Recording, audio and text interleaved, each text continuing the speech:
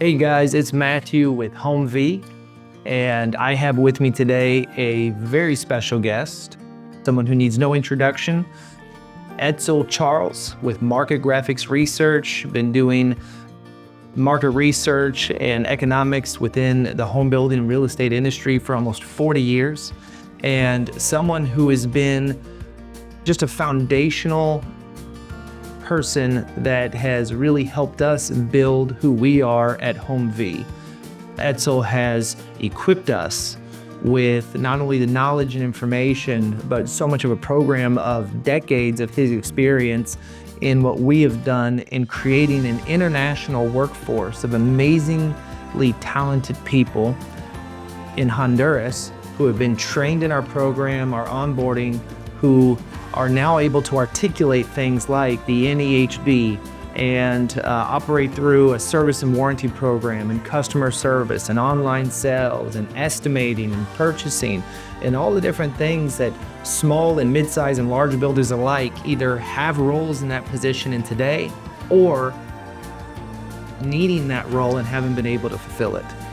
Because one of the things that we know with builders across the nation is how difficult it is to find experienced professionals within the industry.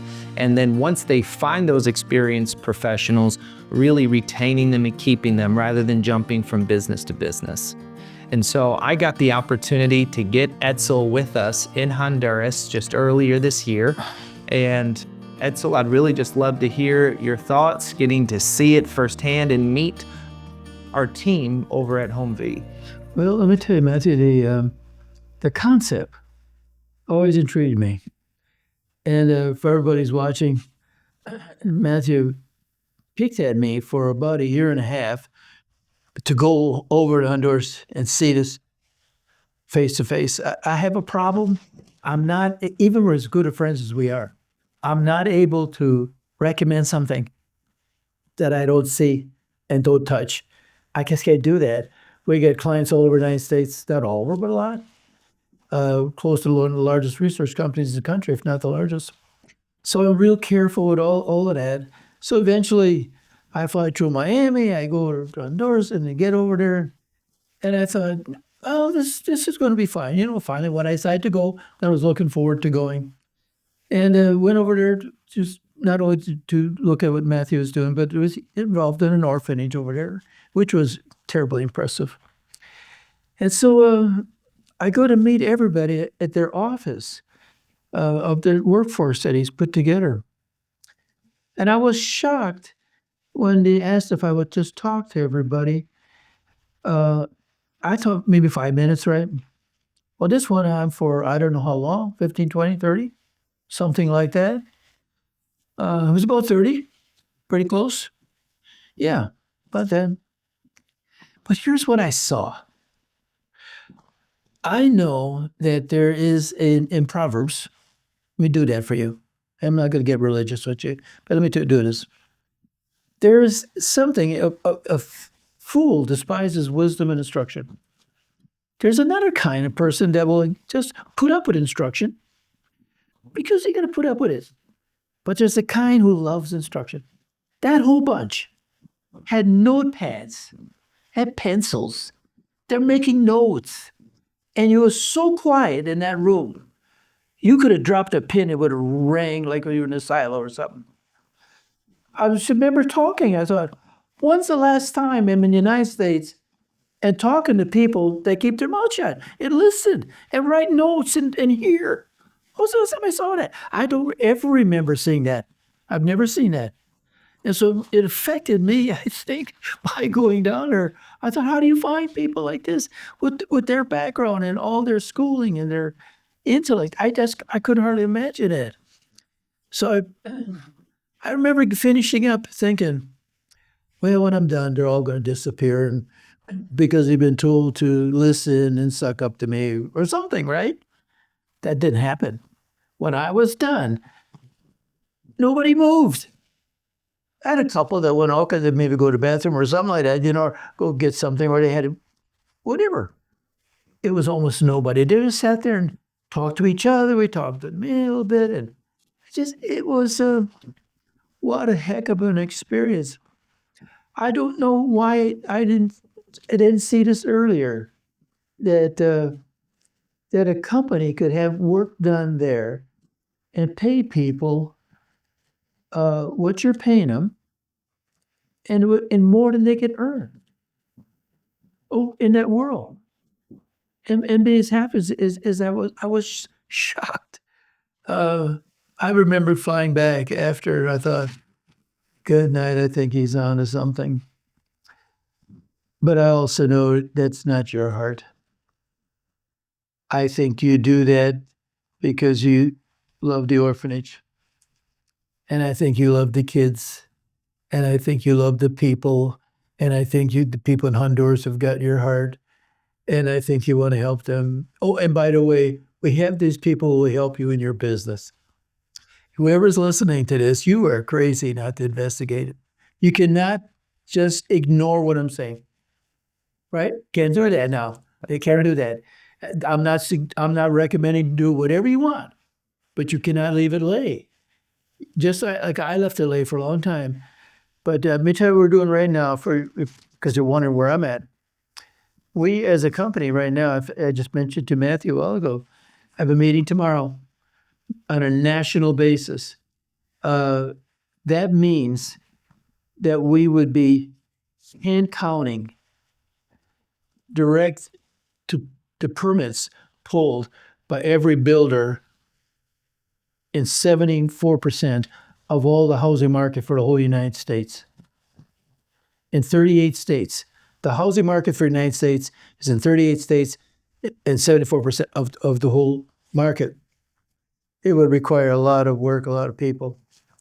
And I'm meeting with guys that have interest in talking to me about that tomorrow. That's a huge nationwide deal.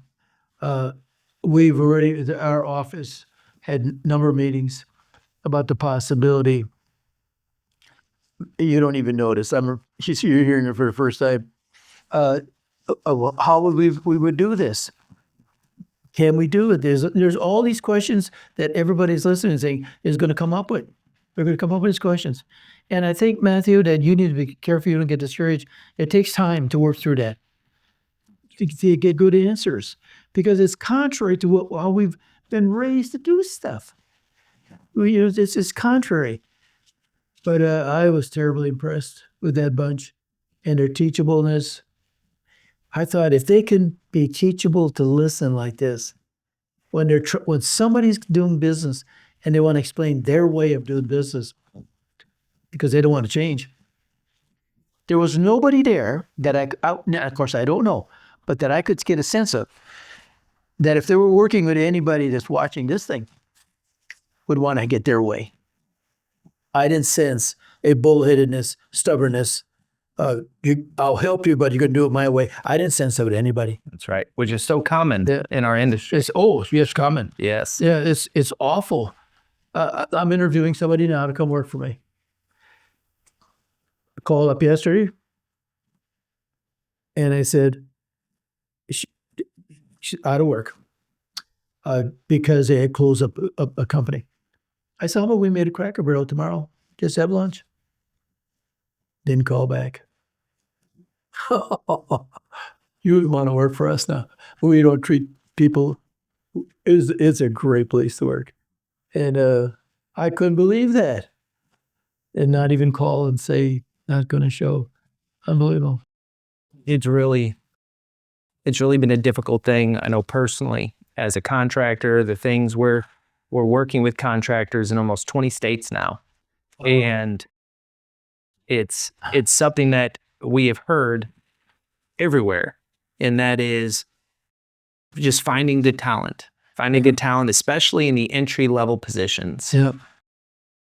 And not only that, it's if and when they find it, it's temporary, a year or less, and they're jumping ship, they're getting poached, they're moving on. That's right. And, we're not only bringing amazing talent that is competent and capable and trained up with some foundational industry training, but in now over 2 years, approaching 3 years, having zero turnover. Really? which brings such stability to the business. Oh, so yes, it does. Because it's hard. It's easy to train somebody, I suppose, to a point, but there's so much more than just telling them something. They got to do it. They got to work it. They got to. So the fact that they don't have that turnover is surprising to me. It's amazing. That's huge. Yeah, we get turnover. Just. So can I explain something to you? Yes. I mentioned it to you when I was down in Honduras with you, and years back, I tried to get in with the number one consultant in the United States, Lee Evans. I couldn't get in. He had a certain number of people that he did business with, and they were the top 100 builders, pretty close. Well, I got into a joint venture with Sunoco Sun Oil Company, and he liked the idea of an oil company being one of his people, and somebody died or whatever, and he left, and he was going to replace one, and I got in. Well, his stuff was to die for, and of course we applied it to our business, and out of applying it to our business, I used how we did it and applied it to, and put that into a package. Well, I went to another situation where there was a management process that wasn't for builders that I went to one time, Matthew, that was to die for again. It was astonishing. At the time, they were calling it zero defect management. We have taken now over a dozen years and beta tested it and used it in numerous companies, okay? And I've taken that piece now and putting it into this package. Well, we tried some other things. And 4 times won national awards, first place for top marketing in the United States, top model homes, #1 in the country. I got the plaques at home, right? So we've got this management thing, we got the production management side, and then kingpins in our life. I got one of the best litigators that helped me put together a different approach to contracting process. All these pieces. So I put it together. It was almost 400 pages. This is really cute. It took forever, just a lot of work. And nobody used it. I think they looked at that and thought, what, are you nuts? I don't even want to open this stupid thing. So I realized I was getting older. And I thought, what I would like to do is I would like to put that into all the vocational schools in the United States, free. I'd like to do that. And I'd like to have it available for our clients. So I thought, what I'm going to do? I'm going to start over, take all that stuff, and we'll create a library. So that you can take any piece you want or read any piece you want. And I'll tell you how far it is because it'll affect you here in a second. So we've come up and we've taken that whole thing and broken into 70 parts. And we tied everything back to the 7 financial perspectives you have to know to pull this off financially, how you run your books. Also, we have fallen over the years by going through this. To be a division manager or a builder, you have to know 21 things in your life. So we have an evaluation system on all 21. I have the top 200 builders in the country. We send it all to them free, that one evaluation thing. All that's built in here through the whole system. So now you have 70 parts. And so we decide, what are we going to call this? We'll call it the Builders Guild, G-U-I-L-D, Old England Library. With Old England letters and the colors and all fun stuff. And so now you've got to the place where you'll be able to go and just have an index and just tap whatever you want for its top contracts, forms, systems, process, marketing, merchandising, all 21 pieces that are I thought I was done. And I thought, you know what? There's a part that's never going to work. And I'll tell you what that part was. I have to explain the parts. I have to teach the parts. So I'm going back, and we're about to do it, by the way. You should see this thing. It's color. It's to die for. I'm going to go back and you can download anything you want in forms and systems, process, management, on and on and on. Financials. But I'm going to teach every part, the whole thing. not an outline, not an introduction, So cool. for all of it.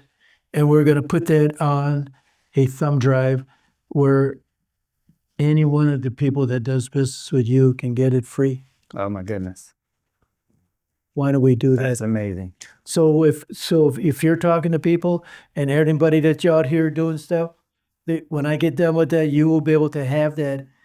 Here's who's going to have access: all my clients and these vocational schools, Come on. and you. Come on. We'll do that between those three. I think this would, whoever's going to participate in Honduras with you Yes. is going to have access, Matthew, not just in forms and systems and process, but if they want to sit there and somebody listen to it. If they got a superintendent struggling, or if they get in marketing, we won the award for number one marketing people in the United States. Why would you not want to listen to that dirtbag that put it together? That's right. Yeah, we're going to teach it, right? That's right. All of that in there. I have created everything. You know how? By listening to mentors, to teachers, and taking a notepad and trying to be the person that I said happens when they go down to Honduras. How to sit and listen. I try to be that person who can receive instruction and not put it down in a print. It's going to help everyone that goes to you for advice. Just what you're doing is going to help them. Without this, I'm probably some months away from finishing it. Maybe less. But we've been at this for years, but I'm real close. And won't that be fun for everybody? Man, that is so exciting. Yeah. So guys, you just heard it from Edsel, okay? You come on, you jump on HomeV. We got people that can implement this stuff, and Edsel is launching the Builders Guild, which is the playbook of over almost 40 years of experience. The secrets the national builders know, the big guys, the people who have tried and tried again and survived downturn after downturn and is still kicking. He has the secrets, he's got their processes, and he's putting it together, packaging it with the teaching series, right, that you're gonna have access to working with HomeV. You know, all that's true, what you just said. Come on. And I'm not doing it, Matthew, out of arrogance. I really hope not. But our heart is, I'm not going to sell it, right? They can all have it. And if they have people, we have spent some time now getting a name and address and contact of every school to teach anything in construction in the whole United States. We got them all. So I really think we got them all. And so we're about to write every head of every one of those, even college universities, by the way, to vocational schools, and offer this to them. So the people that are listening here, we should be able to get to the place, if they have somebody they would like to send to that school or approach it. Let me offer suggestions to everybody here. You need to take that one page of 21 things that everybody's got to know, including yourself, by the way, if you're the head guy, if you're the builder. Where's your shortcomings? On a scale of 1 to 10, are there some of those things that you don't know very well? What are you going to tell them? Oh, I know you're going to say, I have people working for me to fill that void. No, that's not how it works. How do you decide if they're right or wrong? But you'll be able to evaluate yourself and be able to have, where can we go eventually where we could gain those skills up and do better at what we're doing and graduate even from a good builder, Matthew, to a master builder. That's right. Do you know what we discovered in that, by the way? That there's less than 10% of the builders in the country that are master builders. I believe It's this. less than 10%. And so what happens with a master builder? Their percentage of profitability generally is 1 to 2 percentage points on sales more than somebody else. But it's less than 10% of the builders that are like that. Anyway, so we're going to do that when I get ready, okay? Yes. Well, thank you. You are a continued blessing. You're part of our foundation. So grateful that we're able to get you down there, and you not only got to see the team at HomeV, but you also got to see the children at Project D15. Yeah, that was great. And what a special time and amazing memories we'll never forget. That was great. You had somebody over there, a lady from Oklahoma, Yes. and she was there, and I sat next to her, both of us not knowing how to conduct ourselves at the orphanage. And I found out that she was a teacher in art. And she already had 3 museums that she had her paintings in. But she also told me she's one of 500 people in the world that can write calligraphy. So cool. 500 in the whole world. I asked if she would do the Builders Guild in calligraphy for this whole series. Wow. And she's doing it for me now. Come on. Wouldn't that be fun? Yes. That'd be fun. Fun for all these that are listening to this right here too. Yes. Oh man, I'm excited to see it. Yeah, it'd be great. Wonderful. Well, guys, check us out at HomeV.biz. And Edsel, thank you so much for your You're welcome. I've enjoyed it.